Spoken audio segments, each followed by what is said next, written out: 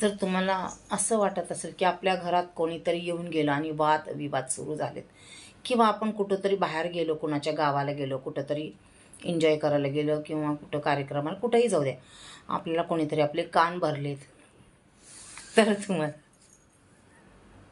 एक मिनटं, जर असं वाटत असेल ना, खरं सांगते तुम्हाला, एक उपाय आहे माझ्याजवळ. तो खूप चांगला उपाय आहे. गुरुवारी फक्त करायचा. 1 चमचा गोमूत्र घ्यायचं, त्याच्यामध्ये हळद कालवायची, आपली खायची हळद, आणि आपला जो उमरा असतो का नाही, तो उमराना लिंपून घ्यायचं.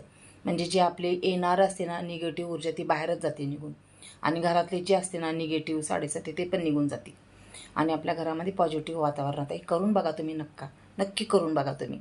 खरंच हो, खूप मस्त अनुभव आलेला आहे. श्री स्वामी समर्थ.